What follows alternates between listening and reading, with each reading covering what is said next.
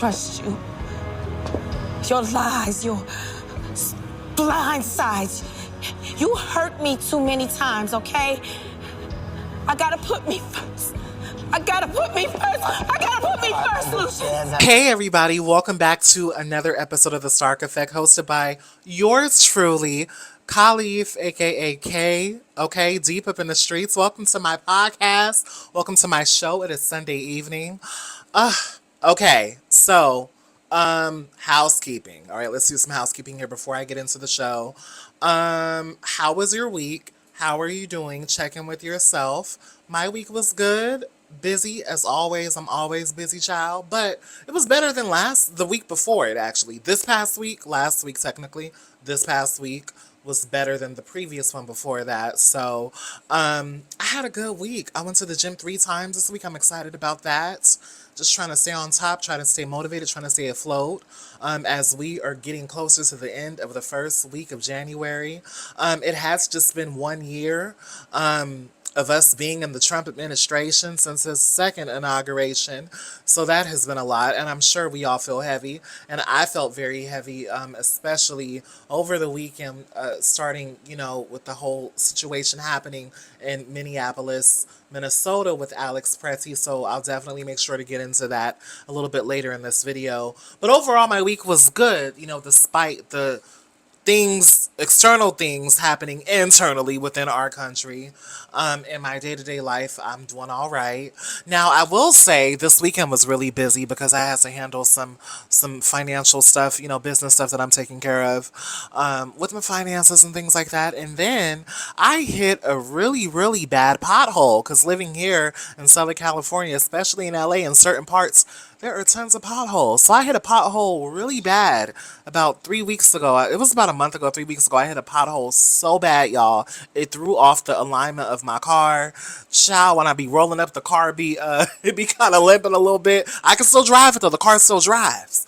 Okay? But my car, poor baby, I hit a really bad pothole. And it's so funny because when I hit this pothole, y'all, it was one day where I was like busy as hell, just running around, driving around, doing errands, just a mess, being a journalist, interviewing people. It was just a lot going on. I remember this particular day, I hit like 6 potholes, like in a 1 hour, 2 hour time frame. So now I'm a good driver. I have a good driving record, okay? But this day I just kept catching potholes, okay? And I kept missing them obviously because I kept running them over. So you know how when you're driving a car and you underestimate the pothole. So a few of them that I hit, I underestimated how deep they were, and I just ran over them, child, and the car was like boom. But it was one that I hit. It was one good one. And I think that I was coming out of, where was I at? Oh my God. I think I was over there by the Fashion District or somewhere. I was somewhere in downtown LA or East LA. I was somewhere over there, child.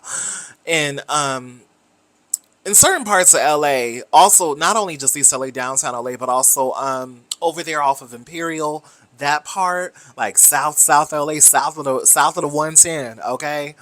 The hood. Okay. It'd be a lot of potholes. Okay, no shade to the hood. I'm not shading, the hood, but I'm just saying. It'd be a lot of potholes in the street. The city got to do something about that because my car got towed up. And I hit one of those potholes in one of those areas. I can't think, but I know I was somewhere over there. Hit that pothole so bad. It was one that I hit. And I hit it so bad, y'all, that I was like, oh, I know my car messed up. I knew it, like right after I hit it. The car shook so much, I was like, yeah.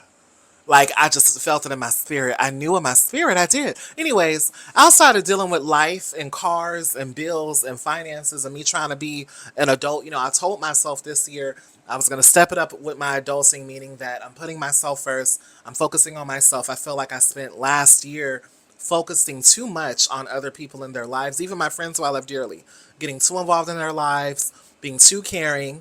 And it's not to say that I'm not still going to be a caring friend or a caring person. But this year I am making it a point to step back and focus more on me and be more selfish. I feel like I'm I'm a people pleaser. So I think that even when my boundaries are crossed, I do a disservice of myself by not expressing that. Because I'm so caring. And then I look up and then I have resentment and all these things like that. So what I've realized is that it's not necessarily about cutting friends off or cutting people off on my end. It's just about deprioritizing people who are not showing up for me in a balanced way. So that's what I've been doing, just on a personal level. And this is not shots. I'm not throwing shade at people or friends of mine who are my friends in real life. I'm just being honest. I'm prioritizing me and I'm stepping up for me a bit more. So I will be more selfish, and I'm going to do that this year. I vowed to myself that I'm going to be more selfish and show up for myself more before anybody, before any job, before any friend. Now, I will be a listening ear for you if you are really in need and things like that. But I'm putting myself first, girl. I'm putting myself first. I gotta put me first.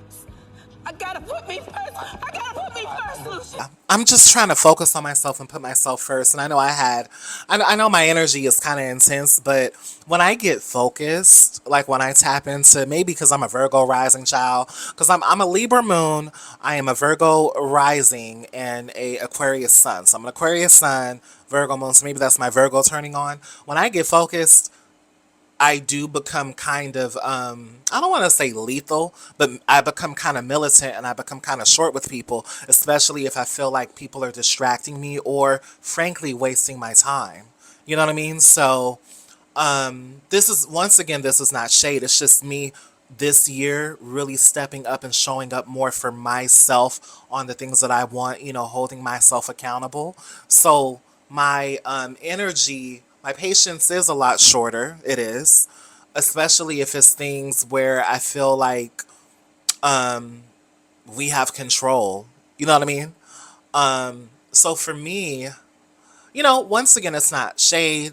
It's not shade to anyone. I'm just prioritizing myself because what I have learned in relationships, friendships, dating, all these things like that, everyone always chooses themselves. What I've learned is that, the people pleaser that I am, even if I might not always come across that way, I actually am. I have a big heart. I'm a softie. I love people. Like, if I love you, I love you. But I know that I have to reel that in. You get me? So I got to work on things within myself. Like my inner child, my things we all have our things. You get me? So this year I'm not overextending myself for anybody. Everyone has a bandwidth with Khalif. That's everybody. Even if I love you. I don't love anyone more than I love myself, and I'm putting myself first.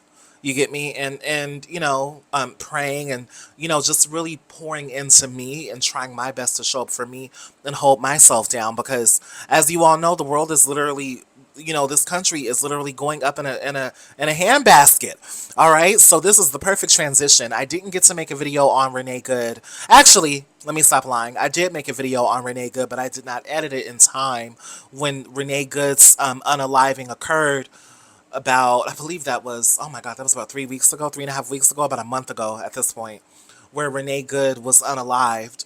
And I did make a video, I just didn't edit it and post it in time. So I want to briefly speak about that before we get into Mr. Alex Pretti.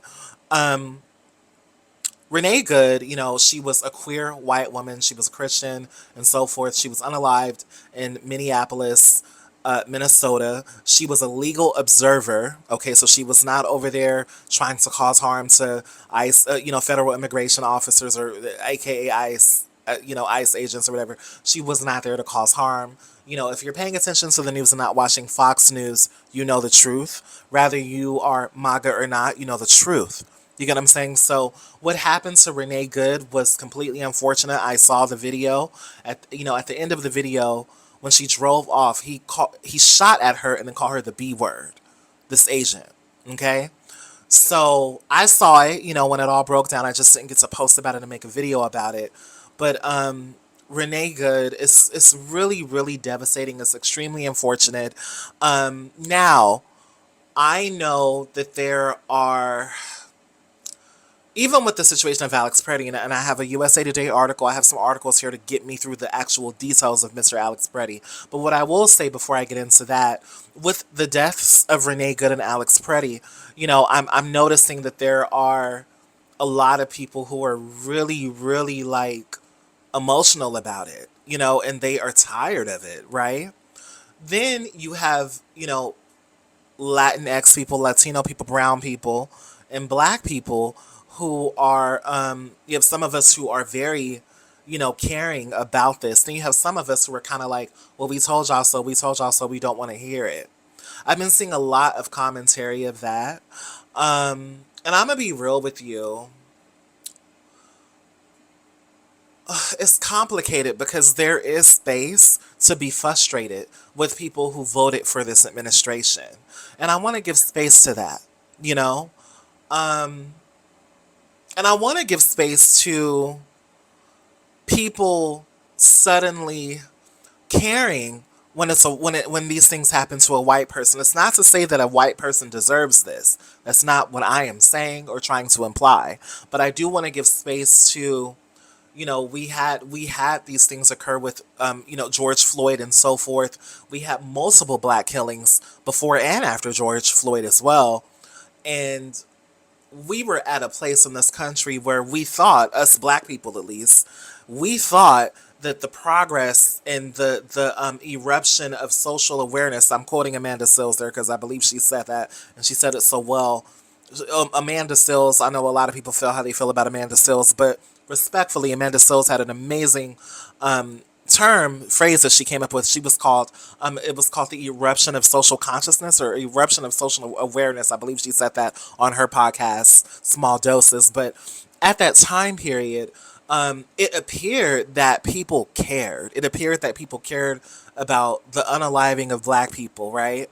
And then we got to a place where, you know, as we came closer to the second administration, there was like this weird backlash towards black people and PLC, but particularly black people in leadership, black people in corporate America. Over 300,000 black women were fired in 2025. That is facts. I'm not pulling that out of my tushy tush. You know, that is factual information.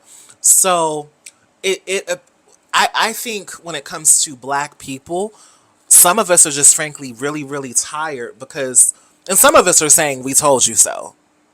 That is what some black people, you know, I'm seeing that all over threads. I'm seeing that on social media. Now, the pushback that I have with that is that for me, outside of, you know, outside of the reporting and what I try to do with this podcast here, I feel like as black people, we still have to have some level of care. We do. We can't just say we don't care. And I do think that we have to come together. That's why I think what's happening in Minnesota and Minneapolis right now is beautiful. Like, I really love how the people are coming together and holding this administration accountable because it has to stop. It has to stop. We saw it with Renee Good. You know, we saw it with so many people who have lost their lives or not just lost their lives, have been detained unlawfully. You know what I mean? We've seen that happen to Latino people. It continues to happen to them. They continue to be targeted. It is racial profiling. It is harassment. It is, you know, for me, you know, when I have these private conversations with friends and stuff, I call it a full-on witch hunt. That's what I call it. And not only that, it's not just happening to brown and Latino people. It's happening to American citizens. It's happening to black people. It's happening to white people. You know, so we're at a place now where we see that. Now let's go ahead and let's get to Alex Pretti. So Mr. Alex Pretti, he was unalived. He's a 37-year-old man. Oh shit! What the fuck? They killed him? Did they fucking kill that guy? Are you fucking kidding me, dude? Not again! Are you fucking kidding me?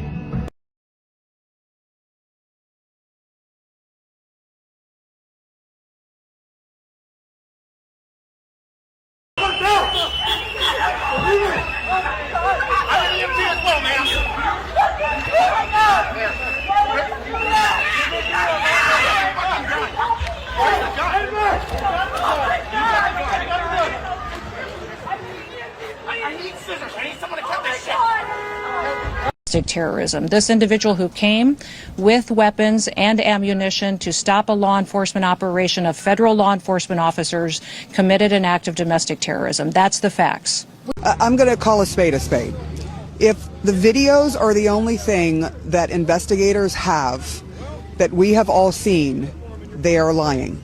If they have something different, they have not said so. But there was no riot, and we never saw Alex Pretti with a weapon in his hand, which is how DHS Secretary Noem described him approaching officers. There is not a single video showing that. What we do see is Alex Pretti holding a cell phone, not a gun. We do know he had a gun on him, but he also had a legal permit to carry.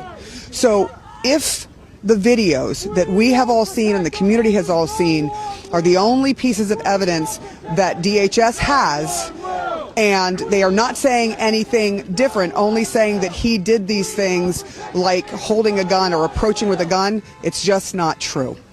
Donald Trump accusing a Veterans Affairs ICU nurse as being a terrorist against the United States, a man who was treating service members to our country, veterans, service members to our country, who was dedicating his life to serving Americans, who in his final act on this earth was helping a woman pushed to the ground. And they are calling him a domestic terrorist in order to defend their gross abuse of power, their absolute breaching of the law, and in order to also precipitate greater conflict. He was a nurse for the of the VA. He was a federal worker. But I have an article here. It says Minneapolis video shooting analysis details killing of Alex Pretti. I don't know if I really want to do a video analysis. Let's not do a video analysis. But if you saw the video was pretty graphic. Actually, I'll go ahead and break down a few things in this report here. But it's more so a graphic video. It was written by Sean J. Sullivan. So it says here, a U.S. citizen was shot and killed by Homeland Security agents, DHS, in Minneapolis on Saturday, January 24th. That's yesterday. This was recorded on January 25th. The second fatal shooting by federal agents in Minnesota this month. Yes, and this comes after Renee Good. Alex Pretti, identified by Minneapolis senators, is the third person shot by federal agents in the city in January and the second fatality. So he's the third person that has been shot, according to USA Today, but the second fatality after Renee Good. Pretti's death on Saturday, January 24th, follows the fatal shooting, once again, of Renee Good, according to this article, weeks earlier, and her particular fatality occurred on January 7th. So, and that was done once again by Immigration and Customs Enforcement, a Immigration and Customs Enforcement officer, aka an ICE agent.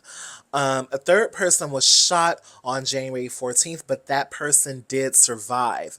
Homeland Security Secretary Kristi Noem said at a news conference that Pretti, end quote, approached U.S. Border Patrol officers with a 9mm semi-automatic handgun, end quote, without specifying whether Pretti was brandishing the weapon.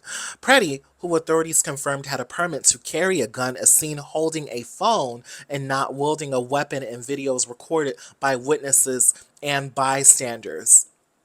And I will insert a video here just of some footage that I found on social media of this happening.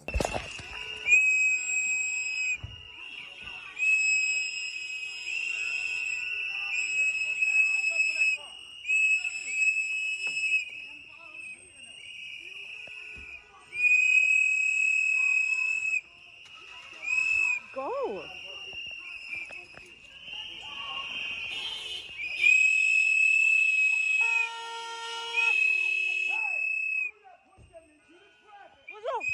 What the fuck is wrong with you?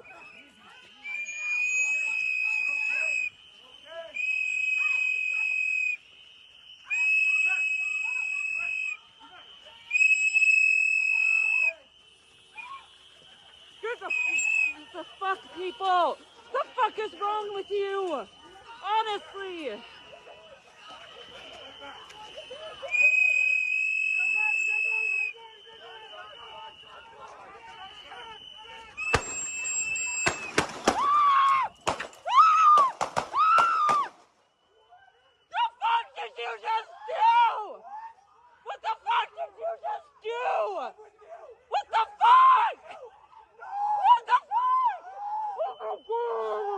Oh my god!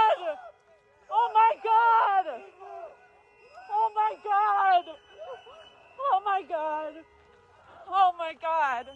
The fuck did you just do? The fuck did you just do?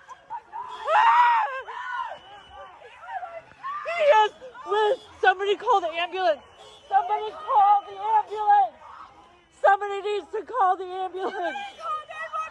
Somebody call 911. I can't believe they just did that. Holy shit. Holy shit. Just, come on. Come on. Oh my God, you fucking people, man. You're fucking killing us. Why would you do that? Oh my God, oh my God. I can't believe I'm seeing this. I can't believe I'm seeing this. Come on, come on, come on, come here, come on. Come here. It is.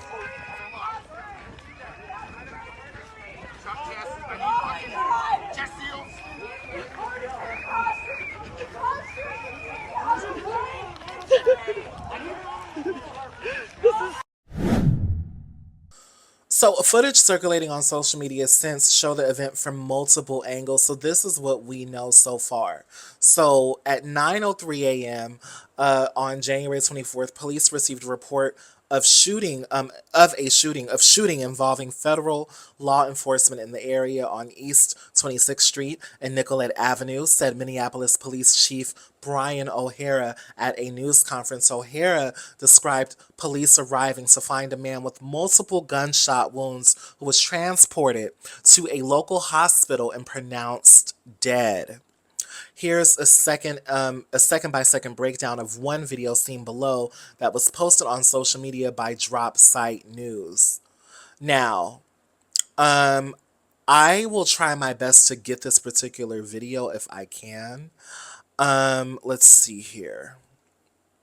In this video from Drop Site News here, I'm just gonna read the timestamps. I might insert the video if I don't. Try to look at these videos on social media, but for this particular video, it says here that at the 10-second mark, Pretti can be seen holding his phone, apparently filming an agent interacting with two women on the street. Pretti steps into the street to wave a car past while continuing to film with the phone in his hand. That's at the 12-second mark.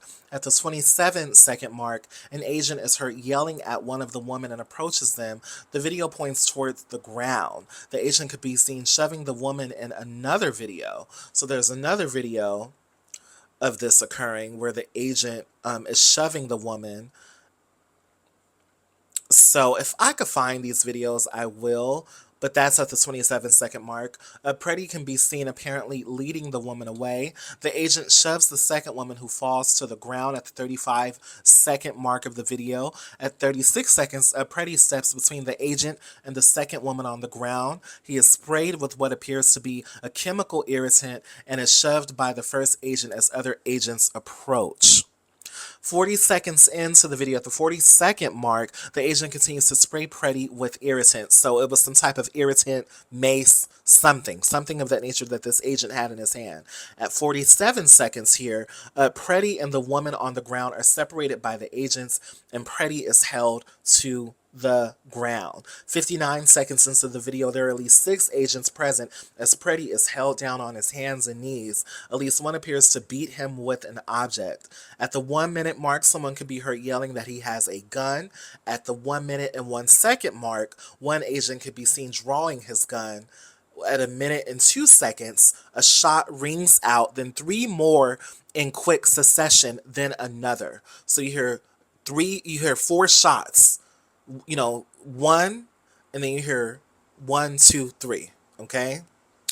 And then at 1 minute and 6 seconds, so that's 4 seconds later after the gunshots, the agents back away and unload additional shots at Pretti as he lies on the ground. It says here on the article you can watch the video for yourself. Now these videos are from several different people, so this might be difficult in this video, so please have patience with me. The video that I might put into this video, the video of Alex Pretti and him being actually unalived on camera and shot by these ICE agents, it might not be the exact video that I'm referencing in this USA Today article because it is difficult pulling these videos off of X and things of that nature. So, when I find videos, I try to pull them off of TikTok or YouTube or something like that. So that could get a little weird, but I will try my best to just insert some videos that we could reference as examples. So it will probably not be the best reporting. I apologize for that. But we all are looking at our phones, and at the end of the day, we all see what is going on. Kristi Noem has been going on these press runs, literally defending what is happening, literally being a hot mess. Lawsuits have been filed out against her, in regards to funding for ICE and things of that nature. So I will try to get into that. But Kristi Noem is literally doubling down on this type of behavior. She's not making it any better. Republicans are split. So Republicans, some of them are speaking out about it, some of them are remaining silent. And I have an article about that by the New York Times. It says Republicans struggle to respond to the shooting, reflecting political perils. So the GOP unity is just not there right now.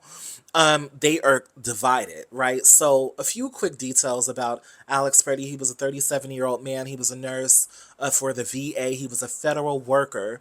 His family also spoke out about this as well.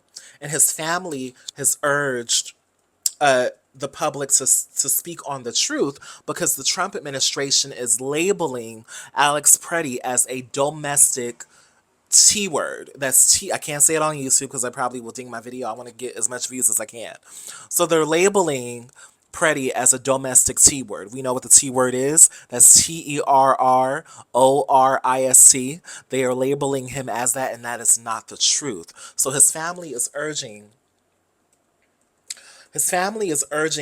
the public to know the truth and keep speaking out, and people to keep speaking out about the unaliving of their loved one, Mr. Alex Pretti. So let me pull up the statement. I have it here according to CBS News here. Now, here is the statement from his family. Really quickly before we get into that, Pretti was a U.S. citizen. He was born in Illinois, 37 years old, okay? Now,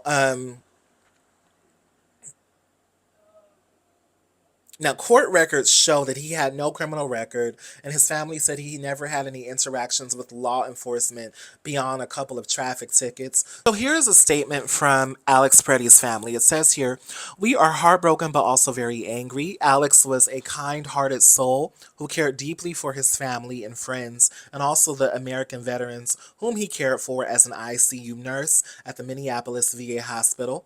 Alex wanted to make a difference in this world. Unfortunately, he will not be with us to see his impact. I do not throw around the hero term lightly. However, his last thought and act was to protect a woman. The sickening lies told about our son by the administration are reprehensible and disgusting. Alex is clearly not holding a gun when attacked by Trump's murdering and cowardly ICE thugs. He has his phone in his right hand, and his empty left hand is raised above his head while trying to protect the woman ICE just pushed down, all while being pepper sprayed. Please get the truth out about our son. He was a good man. Thank you." So while Minnesota officials called Homeland Security Kristi Noem's claims that Pretti was engaged in domestic T-wordism nonsense and lies, Pretti's parents called the administration claims reprehensible and disgusting. So right along with that, there are several protests currently occurring in Minneapolis where the people are all coming together and standing up. Let's see, the National Guard is in Minnesota right now. They were called in over the weekend. So there is a lot happening with Minnesota right now. And, reporting aside, podcast aside, I really send my heart out to the people. I really think that at this point, we don't have the luxury to be divided. And I know that there are some black people who are kind of like, oh, the world wants to stop for a white person. For black people, those are the conversations that we are having in our homes. We are having those conversations in private, right? Latinos are having those conversations as well. They are having those same conversations of like, now people want to wake up and pay attention when two white people are unalived. But here's the thing. We are as black people and brown people, POC, we are entitled to how we feel, even if we feel conflicted about it. I do think that we are entitled for how we feel. I do think that people are tired. I think in general people are tired. But I also think that it's important for us to come together and unite and show our support. We have to, I don't want to say turn the other cheek. I'm not, shout out to MLK. It was his birthday last weekend, okay? But what I'm saying is, like, I do think that there has to be a sense of unity where we are able to see beyond color, even if people don't give us that luxury as black people and brown people. I do think that, and that's the beauty of what's happening in Minnesota. They are all coming together. They're not separated off the race thing. When I see these news reports and I'm watching these protests and I'm seeing everything online, I'm seeing all races come together, all cultures. I'm seeing black people, I'm seeing white people, I'm seeing Latino people, I'm seeing people show up. People are tired. And I just think that we're at a point where something has to be done, because this administration, it's not just about the president. You get me? The Congress is fully falling in line. Republicans are divided. And I'll get into this New York Times article here really quickly. Republicans are divided, though. So people are still falling in line and letting this man run rampant. They are letting this man run rampant. Okay? Now, the conspiracy theories, like The Simpsons and things like that, and the conspiracy theorists here on YouTube, and I have friends who are conspiracy theorists too. One of my friends, her crazy self, she's a conspiracy theorist. Let me not call her crazy, because she's not crazy. But she told me that she feels like this thing has gotten so bad with this president that, and this is what someone else said, this is not me saying this, the conspiracy people are saying that due to watching The Simpsons and stuff like that, that something might happen to him. And if you could read between the lines of what I'm saying, something might happen to him, because people are really tired. People are very, very, very, very worn out and tired with this president. He has lost his mind. He's running crazy. And it's something where he is violating the Constitution. He does whatever he wants. Every day I look up, I'm seeing that there's going to be millions of dollars being put in funding to help out ICE and the agents. They just announced that this past week they're going to offer like over $1 million or something. I don't have the number here right now. Okay, that's my fault as a journalist, but I did read that article where they are offering or trying to get into legislation to have millions of dollars being even further added to support DHS and ICE. Right? It is crazy. Okay, but the conspiracy, they're saying that this might not be a good year for him, because at this point he is unchecked and he is dangerous and he doesn't care. But here's the thing, I was talking to some of my good friends last night, and they were saying how a lot of these Congress members, they are supposed to, even our president, these people are supposed to serve the public. Okay? They're supposed to serve the public. We're in a very polarized climate where this administration is hiding behind the guise of Christianity and religion to execute harm against people, to help the rich and only the rich. And I normally don't get like as political and things like that. I try my best to be unbiased and all this stuff, because that's what I was taught in school and all these things like that. But right is right and wrong is wrong, and something has to be done, okay? Something has to be done, and I don't think anything will be done, because Congress continues to fall in line. They just continue to not do anything. There are some Democrats who are against him. There are some that are, supportive of him, So I get that it's not just about Republicans versus Democrats. There are multiple layers to this political climate.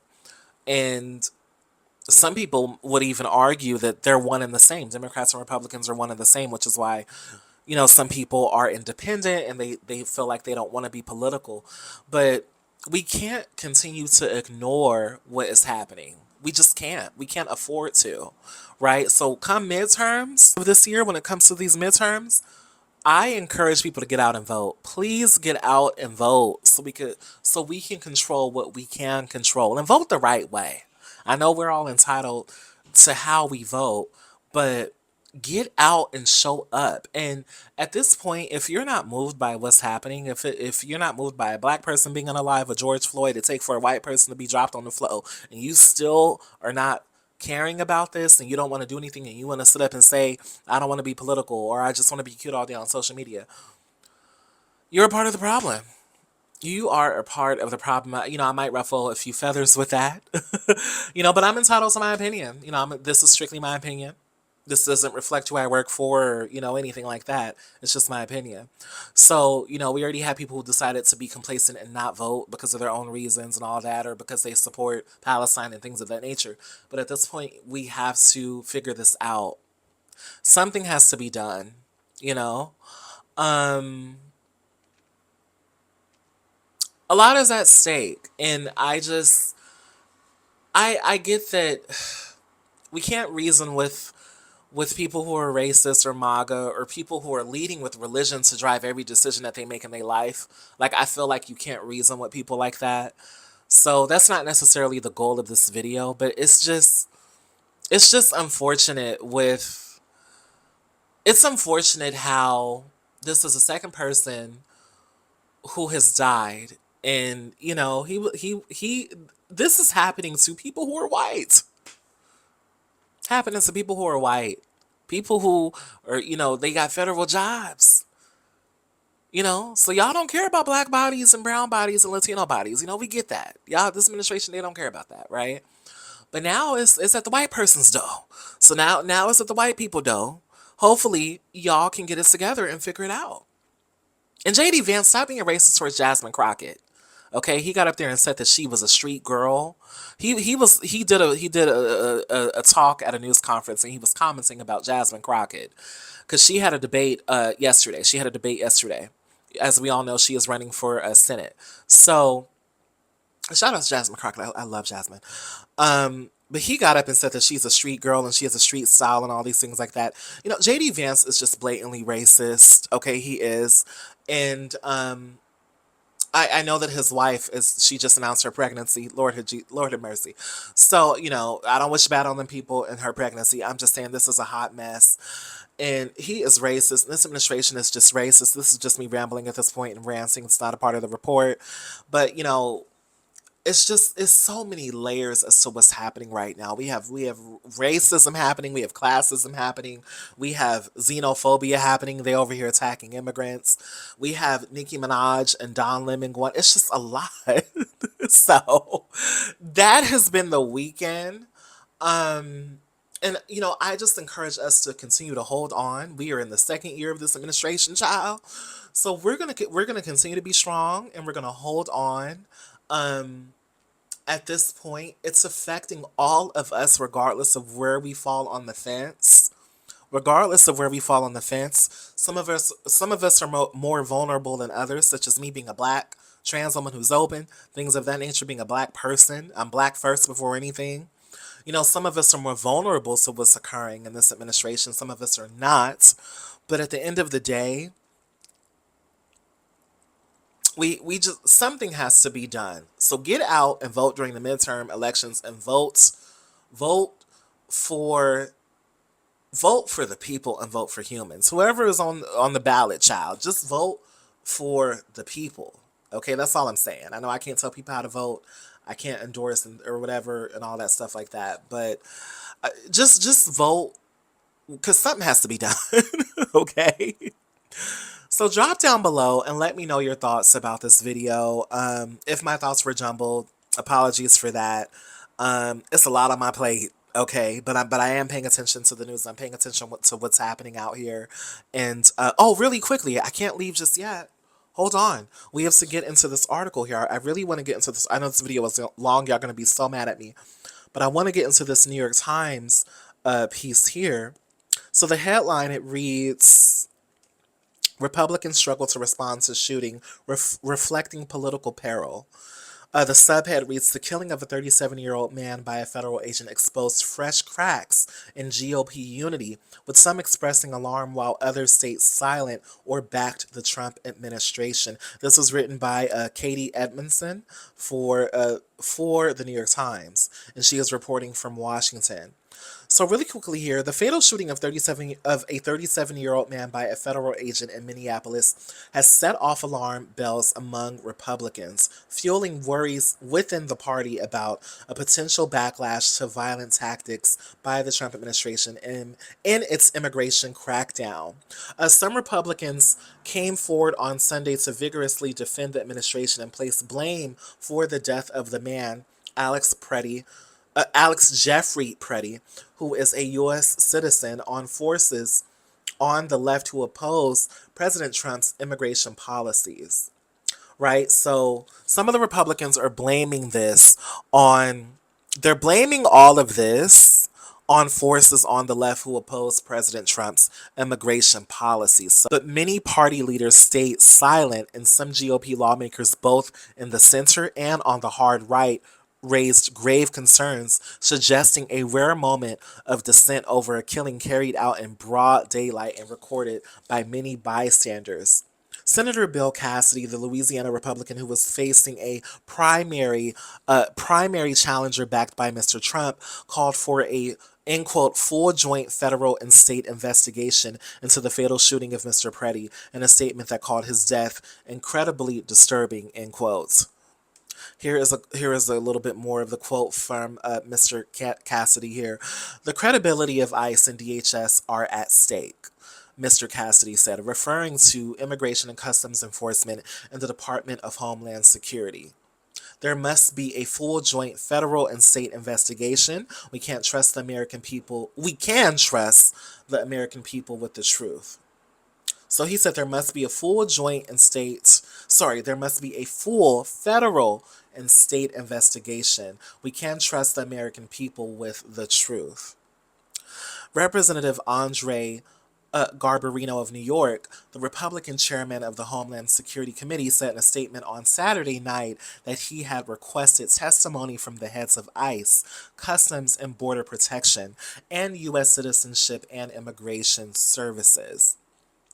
Even Representative James Comer of Kentucky, a staunch ally of the president's, appeared to concede that federal agents were killing innocent people in the immigration crackdown, as he suggested on Fox News' Sunday Morning Futures, a show, or a little special on Fox News, that Mr. Trump should consider removing ICE agents from Minneapolis and sending them elsewhere. Now, Pam Bondi did release a statement yesterday, and she said in her statement, Pam Bondi said that the only way that ICE agents will be removed from Minnesota is if the votership rolls in Minnesota. Okay, so voters have to roll in Minnesota come the midterms. So she is basically saying, honey, lethal force. Okay, lethal force full on.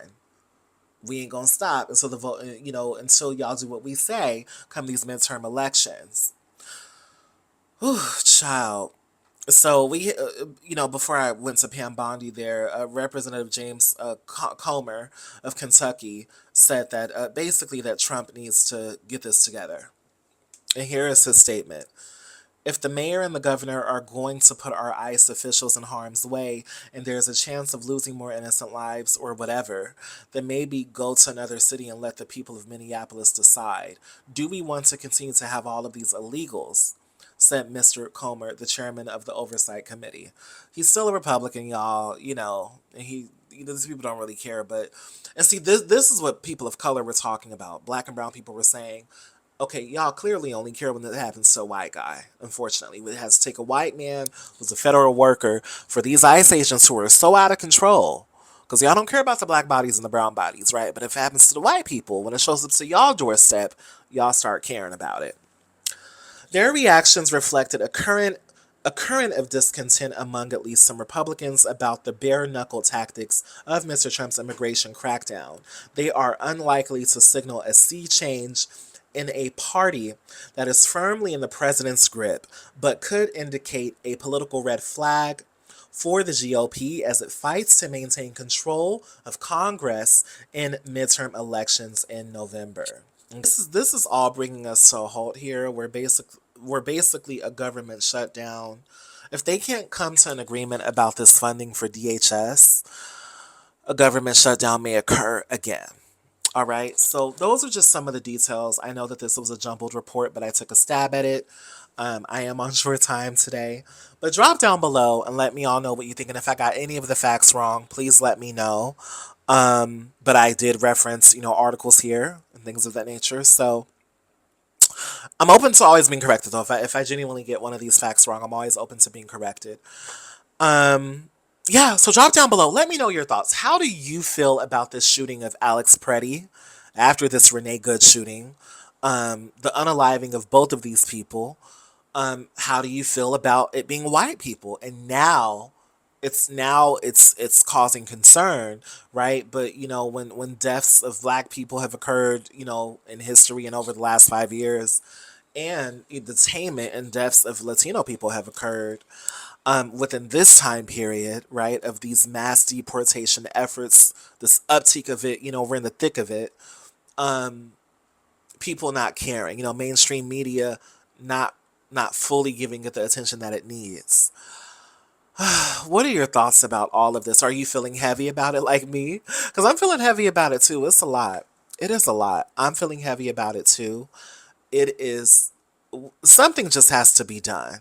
And come midterms, once we have them in March and in November, please just vote the right way.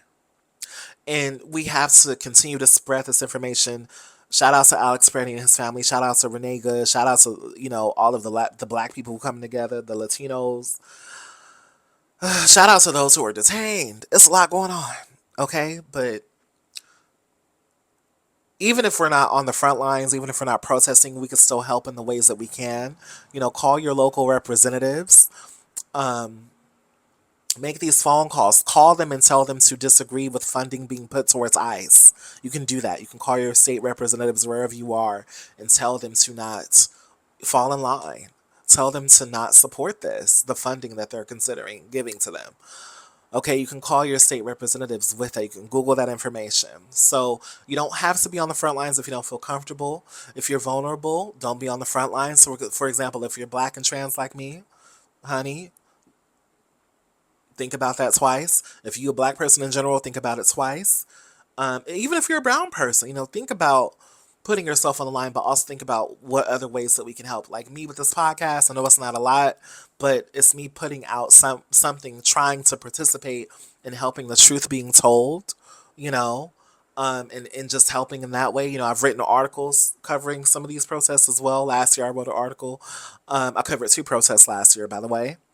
And, oh, it's a lot. Anyways, drop down below. Please like, comment, share, and subscribe. Thank you so much for supporting me. Thank you for watching, and thank you for tuning in.